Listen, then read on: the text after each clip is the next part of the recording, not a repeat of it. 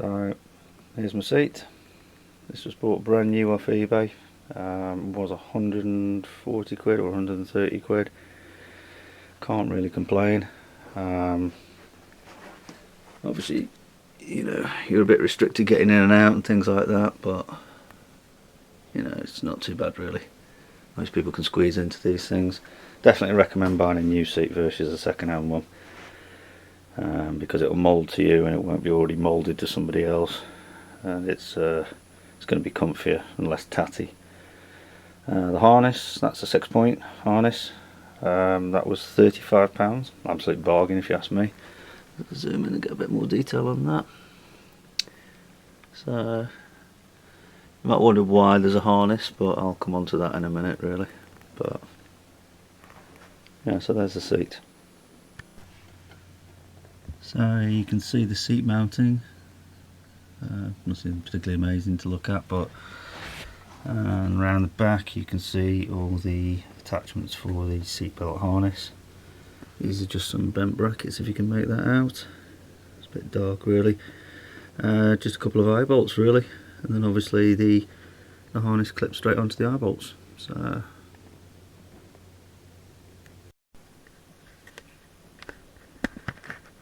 So as I said, I'll come on to the harness. So you're probably wondering why I bother having a 6-point harness on a racing seat on an indoor sim racer.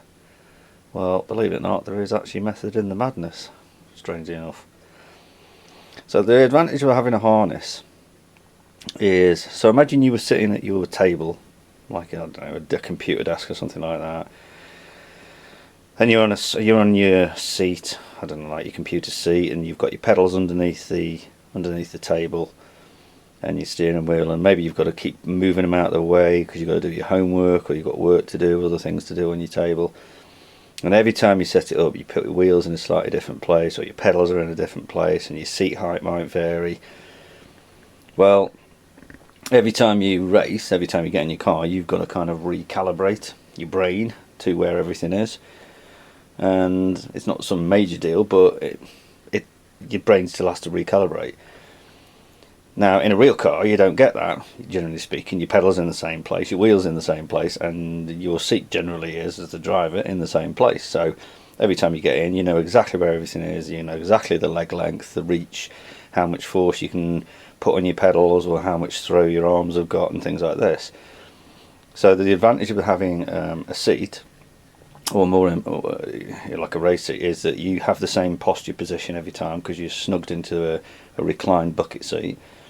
And the advantage of them with having a harness is when you strap it down tight onto yourself, so tight across your waist and particularly tight on your shoulders, pulling you down, every time you're pushing on your brakes in that direction, your body wants to go in that direction and upwards a little bit.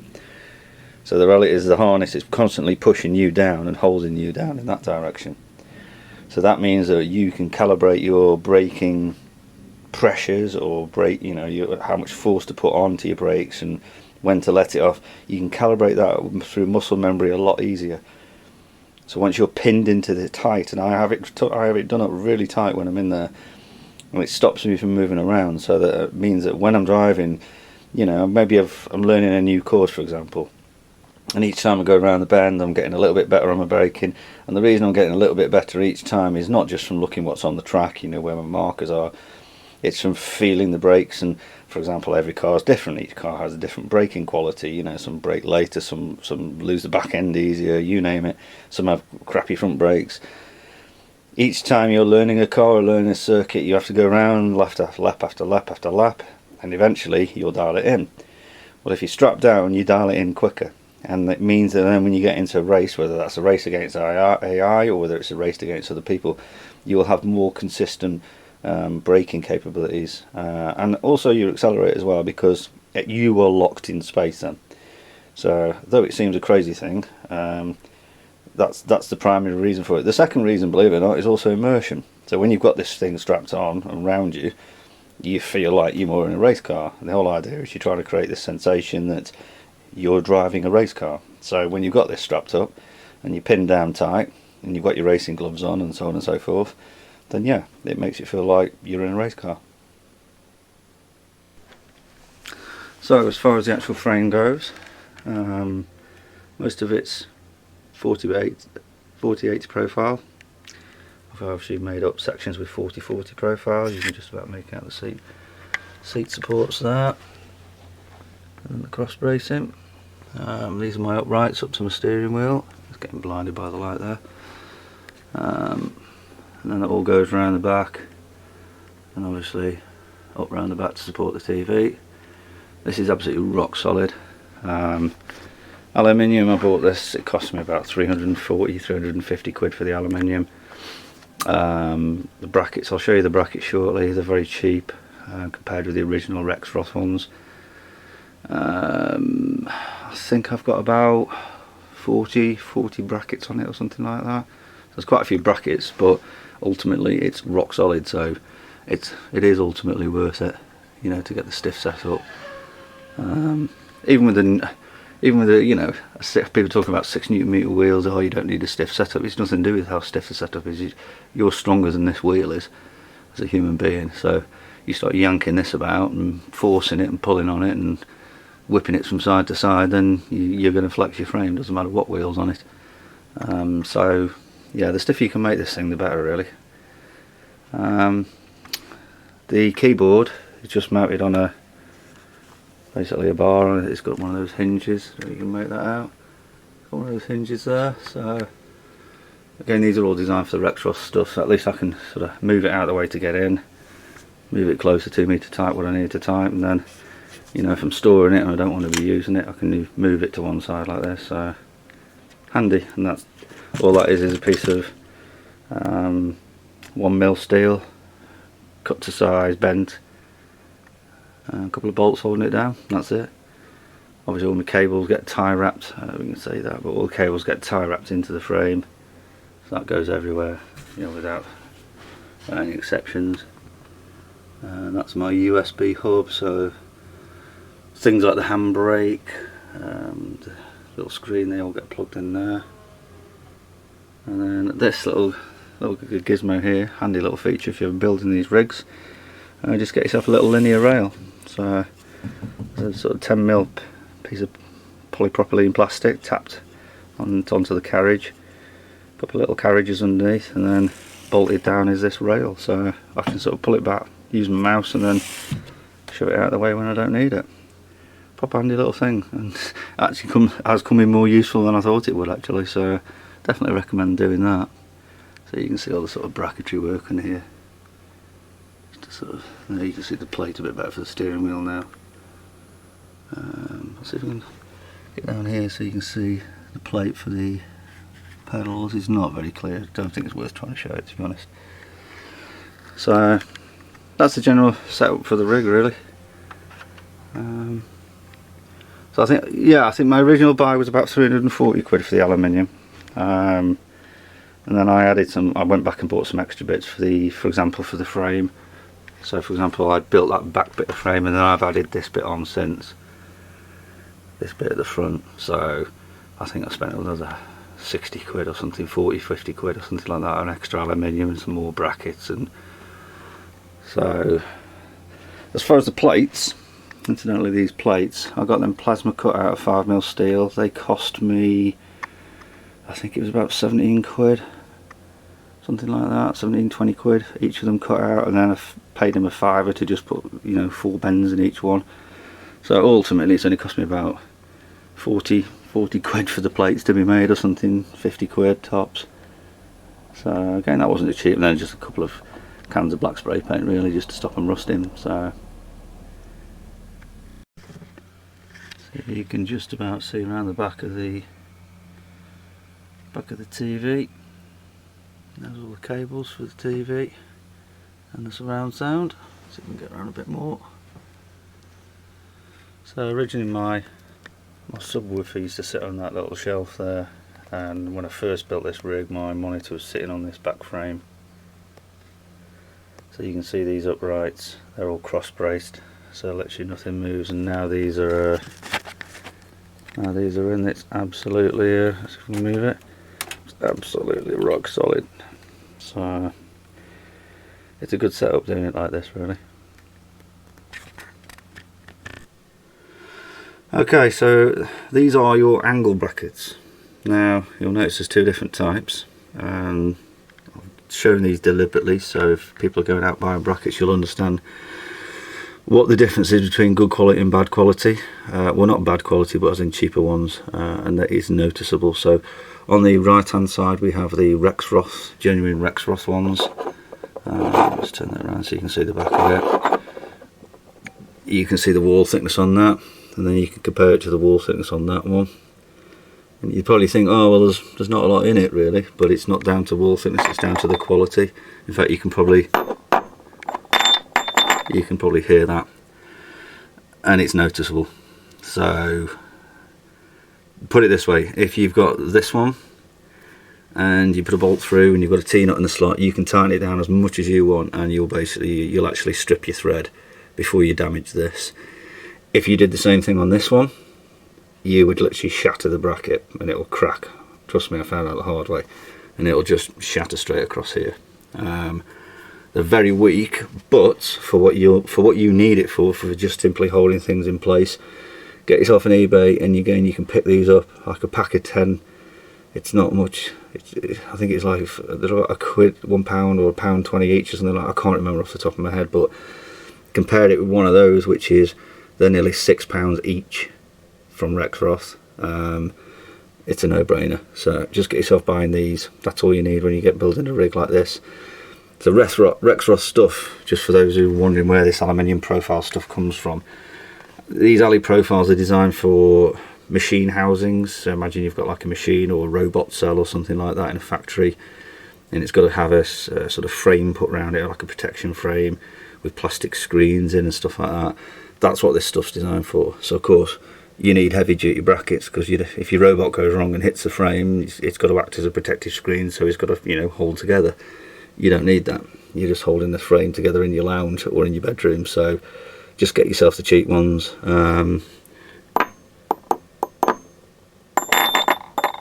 You can hear the difference.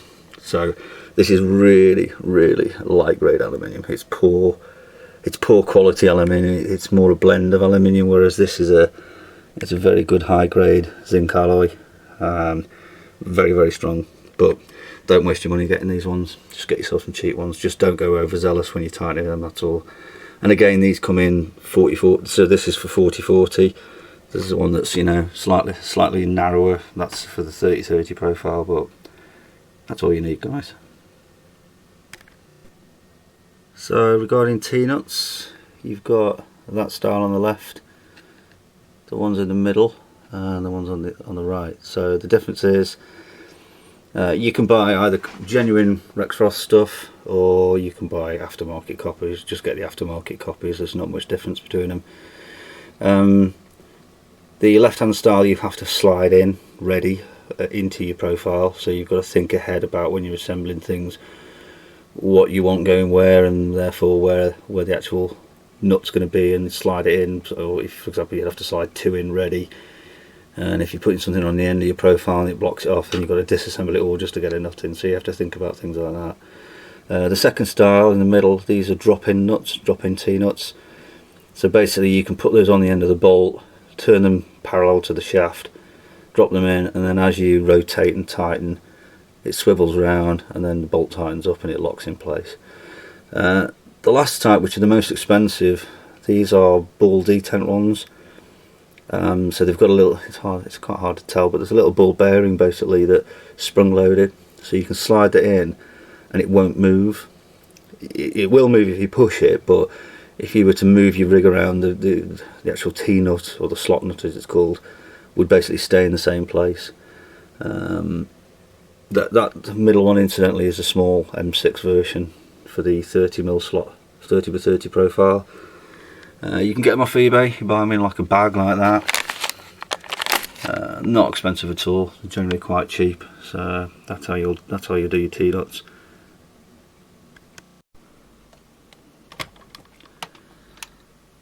So there's my USB hub. I've tried to, as best I can, I don't know if you can see that, I've tried to sort of tidy the cables up as best I can and tie up everything up. And I've still got quite a few spare slots, so any extra things that I get, You know, I've got plenty of room to plug things in. Again, this is a powered one, so if you do this, get yourself a powered one. All I've done to fix it to the frame, I've used some VHB tape, so that's very high bond tape, a bit like the stuff you put number plates on with, and it's plenty secure enough, it's not going anywhere. So yeah, a good way of solving your cable problems. Good thing about these channels is a lot of time, if you can make that out, you can stuff your channels. Maybe you can see it on the keyboard. You can put your cables inside the channels, so you can kind of tidy things up, so you don't have literally a spider's web of cables everywhere, which can be a bit of a problem at times. So here we have the wheel. This is a Thrustmaster TSPC Racer wheel.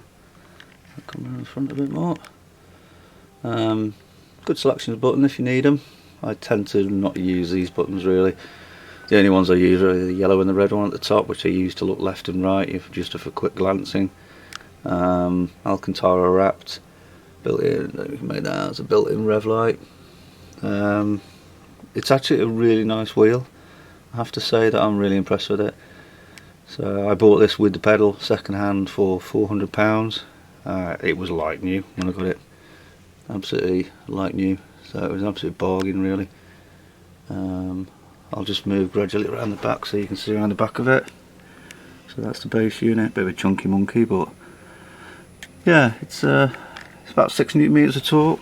I think for a beginner it's quite a nice amount really. It's not too much, it's not too little. Paddle shifts, so they're not exactly noisy, but they feel okay though. Generally good quality build. You'll hear a lot of people talking about notchiness, and you know, it's a belt driven wheel for reference this is, but people talk about the notchiness of these wheels, but in all fairness, if I'm quiet now and you can hear that just about, it's nothing really. You don't really notice it when you're playing the game. You know, by the time the car's vibrating on the road and there's all the bumps in the road, it's barely noticeable. So I mean, don't let that sort of side of it put you off buying a belt driven wheel. What I would say is just try and get a half decent one. I definitely wouldn't go for a gear driven wheel, unless you know you haven't got the money and that's all you can afford. Then fair enough, then you're still going to have a good time with it anyway. So you know, if you're trying to take it slightly more seriously, I'd just get yourself at least a belt driven wheel really. So there's a sort of side shot. So it's not too heavy either as a unit, so I really can't really complain about it. You'll notice it's fitted onto, if you can see that plate underneath, that's basically all the same as the plate that holds the pedals. So again, it's 5mm bent paste. It's not very clear, so I'm not going to waste too much time trying to film that really, but it's basically the same idea. 4 folded sides and some slots, so you can move it backwards and forwards or up and down in the slots, or angle it accordingly. So, but yeah, I definitely recommend these wheels. Very good wheels. So these are the Thrustmaster pedals, TLCMs. These are load cell pedals. I have to say I'm really quite impressed with these pedals. They're not like your top end pedals, but I have good control of the car with these pedals. Braking's very, very good. Accelerators could do with a bit of an improvement, but yeah, they're not bad really. So again, these come with a wheel normally, so if you can get a set of these with the wheel second hand, I'll well worth recommend it, especially if you're sort of trying to get into this hobby or sport. That's a 5mm plate. That was plasma cut, dressed off, and then had some you can see there's 4 sides bent down, and then there's slots up the side of it so I can move it backwards and forwards or up and down in the profiles. It's not the clearest of thing to see, but yeah, you get the idea. And then there's just basically a series of holes I've drilled in. You can just about make them out there. So I can move my pedal set back if I want, but ultimately I've set this to where it needs to be. It'll never move now, so this adjustment on the foot plate's probably a little bit excessive, a bit overkill, but at least it's there if I need it. So for people with shorter legs and stuff like that. However, it is a bit of a nightmare to adjust it, so yeah, like I say, ultimately the seat's on runners, so you move your seat up and forward, you know, forwards and backwards, so you don't really need to move these, and you don't move them in a real car, do you? So yeah, once its position is set, then it's set really. So here's my PC. Not much to say about that. Bought second hand, that was off eBay. That was £500, that was, a bit of a bargain. Probably about £1,000 odd worth of PC, just over £1,000 or so. GTX 1070 graphics card, terabyte of hard drive, and from memory I think it's got 32 gig of RAM. So she's not a bad machine really. Let's just set headphones up on top. Again, another Nissan badge stuck on the front there. Yeah, I had a couple of those lying around, so that's why they've stuck everywhere.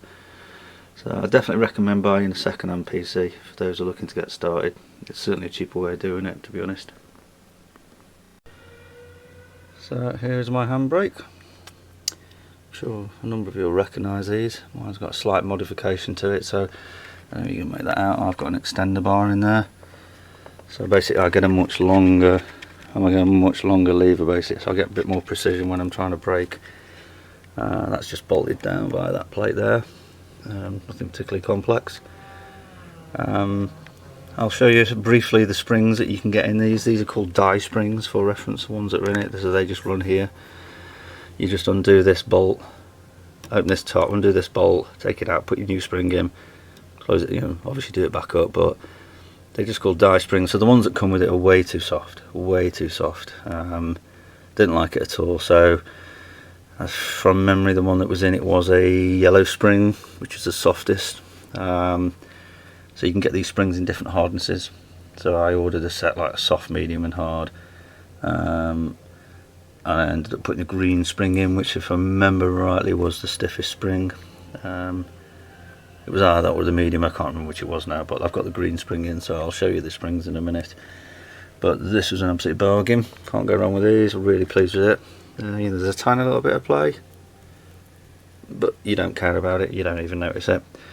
£35, free shipping, and then obviously I just made my little plate, but the foam handle cover this, it's not the best, but it does its job. So for 30 quid, 35 quid, can't complain. Recommend getting one to anybody who's getting started, especially if you're into a rallying or anything like that. I don't tend to use it much, it's only if I'm on rallying that I'll use it, but yeah, good quality really. Can't fault it. So here's the springs that I mentioned for the handbrake. So you can see the thickness in the actual spring. So the yellow one is like your light grade, if I remember right, that was the one that came with it. Red was sort of medium duty, and then there's a green which was heavy duty, which is even thicker. So, or it was the other way around. I genuinely can't remember actually which one I got. I know I've got the green one in, but I can't remember which was the stiffest now. But anyway, they're about £3.50 each. These are easy enough to swap out, so I recommend you just go and buy the green and the red one and then swap them out and see what you think. But just be aware that I've got a longer arm on my handbrake, so even with a stiffer spring it's easier to operate because I've got a longer lever. So just be mindful of that, if you're going to go for the stiffer spring. So, but cheap enough, get them off eBay, die springs. So next up we've got the button box. This is a Stream Deck.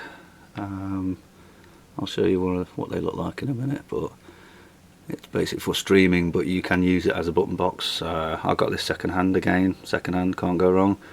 It was 100 quid from Game Shop. These are very useful though, so you're not limited by the number of buttons that you see. So for example, if I click that, I can cycle through different screens, and I can then go to the next game. Like for example, this is Race Room. Again, it's got its own configurations for the button settings, so I can change volume, engine management. I can change my screen settings, put my tracker control up and down. Yeah, really good. Definitely recommend one of these. You could get icons off people where they're already all created, but I created my own icons or variations of them. You just create that and then drop them in as a JPEG, and the software is really easy to use. So what I've then done is I've mounted that in a, basically that's like a Tupperware tub, that you keep your sandwiches in. One of these with a, I don't even make that, it's like a rubber edge on it.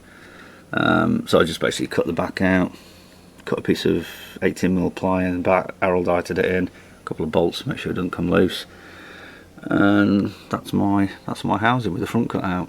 So yeah, it worked quite well really for £3 for the container, so can't really go wrong there. Yeah, I'm quite pleased with it really. I think I will get a different button box ultimately. I want to get one, you know, with normal tactile buttons, and then I think I'll probably end up using this for recording or, you know, changing sounds on the game and stuff like that. So, but ultimately, yeah, can't fault these things. Really good. And the graphics, I'll try and zoom in. Graphics quality is good. You can see the little engine start buttons and stuff. Yeah, not bad at all. So here we have my, well, I'll call it my digital display, digital dashboard. Let's double tap that to get rid of that.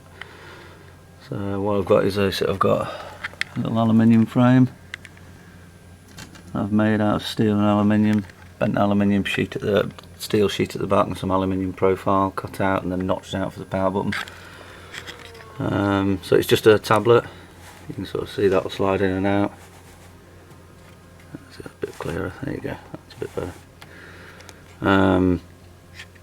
So yeah, it's just a 7-inch Asus tablet. There we go. And when you're in game, I can have as many different dashboards available to me in the game depending on what I want to show. There's tons of dashboards available, and I mean tons. There's hundreds of them, depending on whether you're into rallying or Formula 1 or whatever it is really. So £10–11 for the software, just sim dashboard, just a download, install, jobs are good, and then it just talks via Wi-Fi to your tablet. Tap that, I'll double tap it, there we go. So that might give you an idea of all the games that you can link up with, and they shed loads. So you're pretty much covered, guys. Quick double tap, there we go. So £20 for the tablet second hand. I'll jump around the back in a second just to show you the construction of the frame. Let's see if I can show it here now. There you go. So just a few bits of 30 by 30 section, and then bolted to that frame, and then that's basically bolted. So you can see that very easily bolted underneath there onto the main upright. So obviously I can take this out to, you know, do my settings on it if I want to, just slide it out. That power cable there, that's just permanently plugged in, so I don't have to worry about the battery dying on me or anything like that. So yeah, it's a good little setup, can't fault it. Nice and cheap compared to what you pay for proper light. You know, these sort of gauges that you get sitting here are really expensive. So initially I had it set up in front like this, just above the wheel. It didn't bother me, but it bothered the kids. So no, I've moved it to the side now. So yeah, that's that really. So can't go wrong. Again, 20 quid for the tablet, 11 for the software, a couple of quid probably to bolt it all together and make the plate, and you know, an afternoon in the garage type thing, or a weekend in the garage and you made yourself a little holder and jobs are good. So cheap as chips. Okay guys, this is a quick demo now of the digital display, digital dashboard, whatever you want to call it. I'll show you how you can add another screen and just how easy it is and just how many screens there are in a second. So when it's all strapped up and it's configured, basically get your dash lights, get your rev lights, your rev counter, and I can literally flick between those as I'm driving, so I don't have to I'm not just stuck on one.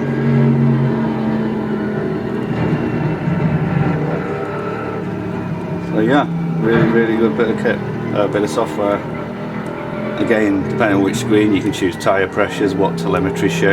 You can even design your own if you want. If you want to spend the time doing it, you can pick which bits you want to go on this screen and save that if you're like a personal preference, a personal favourite.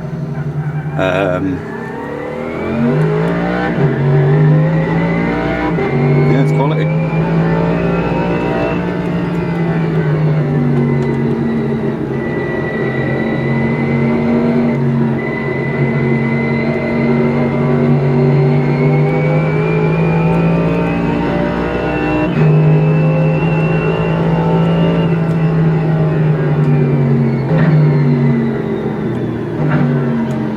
So let me pull over. So let's say, for example, I don't like the ones I've got. I can delete these out. I don't have to keep these, and they're dedicated for each game. So when I launch like Automobilista 2, which is what I'm in now, it will automatically launch the Automobilista 2 version. If for some reason it doesn't, I'll just go into the menu and pick the game I'm launching. As long as it's configured, that's it, problem solved. But let's say, a quick double tap. Let's say I want to add a widget, so they call them widgets. So basically if I add an empty design, and then I add a widget is just the dashboard. And if you go on here, if you go to the community, so community is one that the average person has sat there for a weekend or a week, and they've designed their own. Some have maps, some are just button boxes, some are rev counters, some are full dash displays. But to give you an idea, there's literally hundreds of them. Or maybe not hundreds, but yeah, there's loads. So you can pick whatever you want. Sometimes they're specific for a car, let it catch up with the loading because there's tons. So there, for example, button box, few gauges. These are like from a BMW, for example, so they're a mimic of a BMW, like Subaru, Impreza. So again, it depends what you want, and some of them are for flight simulators, but I'd say about 90% of these are all for sim racing. But you can't go wrong with this bit of software. It's absolutely brilliant. It constantly updates. You know, if there's any updates or bug fixes or anything like that, it just automatically, you know, you just hit update and that's it, job done. It does a lot for you. So for £11 for a piece of software, it's absolutely fantastic. There you go. So there's just tons, basically. So if I want to add one, let's just pick one.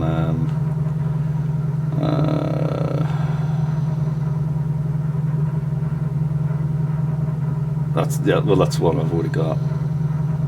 Tell you what, let's go to the top, pick one from near the top. Let's have one that I don't normally have. I don't know, let's go with that one. Just click install. Depending on whether it's already in, sometimes it has to download, but you can see the progress bar, it's quick. So within a minute or so it'll have downloaded. You can also change your scaling, so once it's in, you can squish it, or depending on what configuration your tablet is, you know, the aspect ratio, you can sort of squeeze and stretch it, you know, squash it down this way or this way, depending on what your configuration your tablet is. So it's quite versatile, really. That's it, nearly there. I don't have the fastest internet connection, so that's why it's taking quite a while. If you've got fast internet, it'd be quicker than that. So there you go, and you just hit the little tick, and that's it, she's in. So in theory,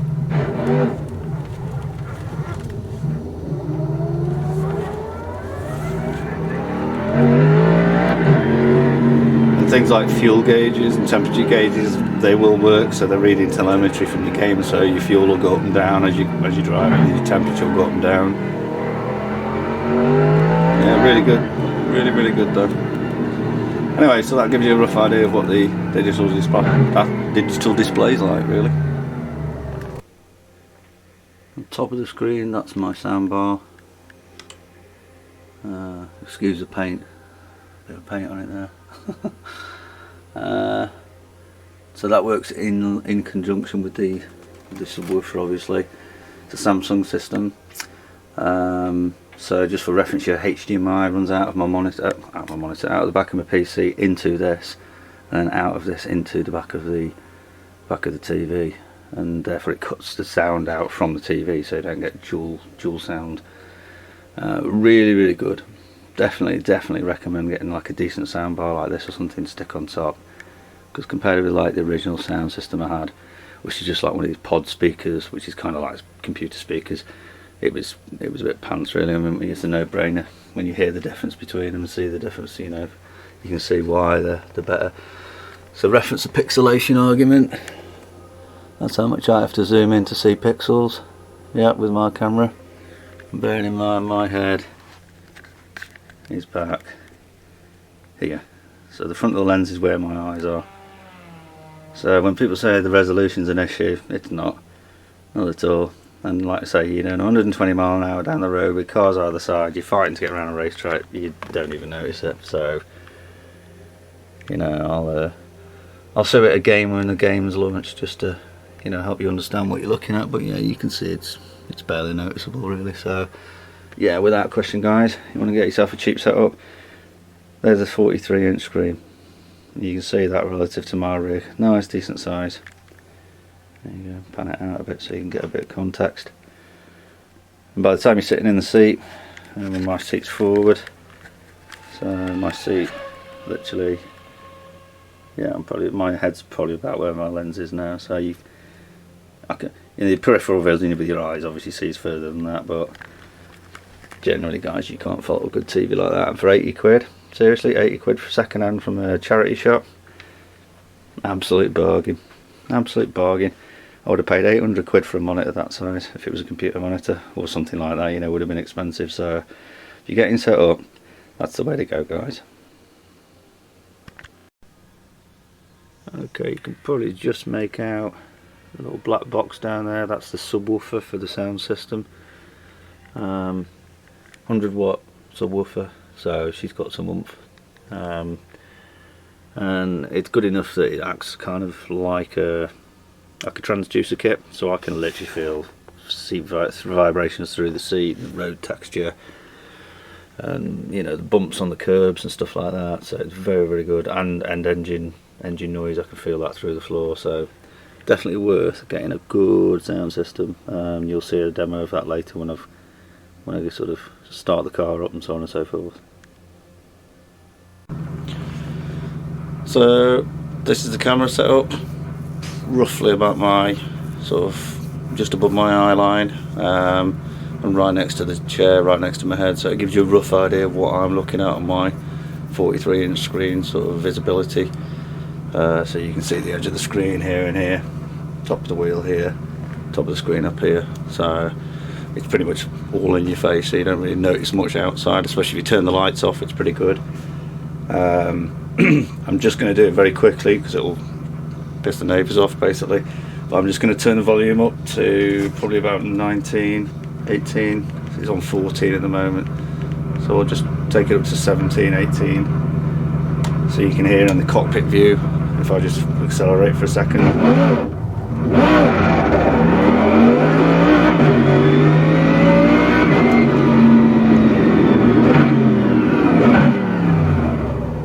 So that's to give you an idea in a cockpit view. If I go to the back of the car, it's even better.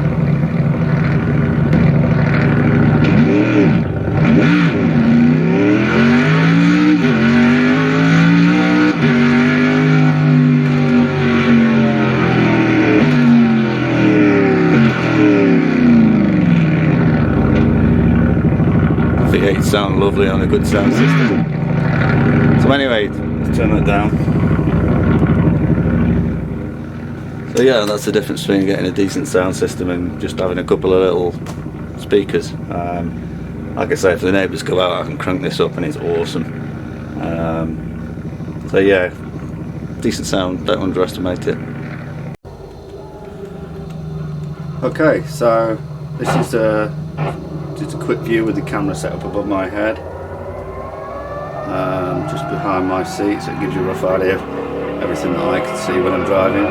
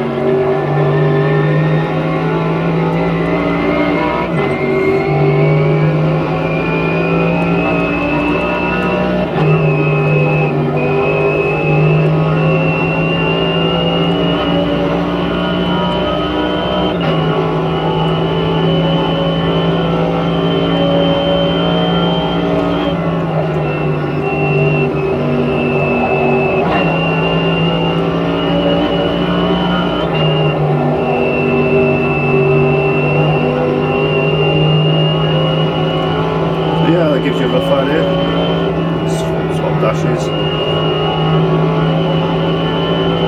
Something I can play with my button box.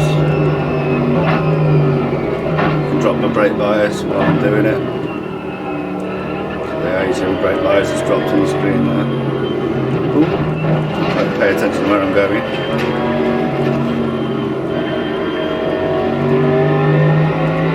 So I can change the screen.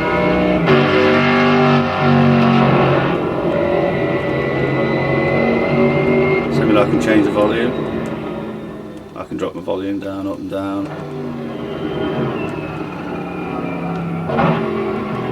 Turn steering assists off, braking assists on and off like that. So yeah, the button boxes are really useful. Well, there you go. Gives you a rough idea of what it's like for me to sit at the dash and what I can in the seat and see everything. There we go. Come to a stop. So anyway, you can see it with the game actually running. The sound's not turned up, so I'll just back off so you can get a bit of context. That's the overall size of it. The game and the camera is placed at my eye position. That's pretty much what I see. What I'll do is I'll just put it into cockpit view. And bear with me.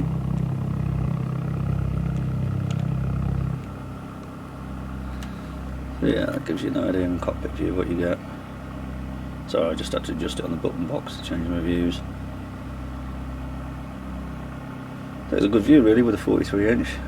Let's just zoom in here so you can see the pixelation or lack of it. There you go, you start seeing your pixels. So, you know, things like the trees in the distance. But, you know, back here, it's a mute issue really. So yeah, definitely guys, get yourself a TV.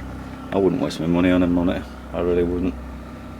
If I think, you know, if I was going to go and get a top-end gaming machine and wasn't just using this, then yeah, maybe. Or if I was going to go to triples and I was going to have some, I was wanting to run at 4K resolution, I had the machine to match it, then yeah. But if you're getting started, this is a better way of doing it. You pick one of these off eBay or something like that. So I definitely recommend it, guys. Okay, so hopefully this has been useful. If anybody's got any questions or comments, drop me a line in the chat. Or if you want any advice on how to do something, I'm more than happy to chat and give you advice, whether it's fabrication or mounting things or how to drill holes if you're not good with your hands or whatever it is. You know, feel free to drop me a line. Anyway, hope that was interesting, guys. Alright, catch you later.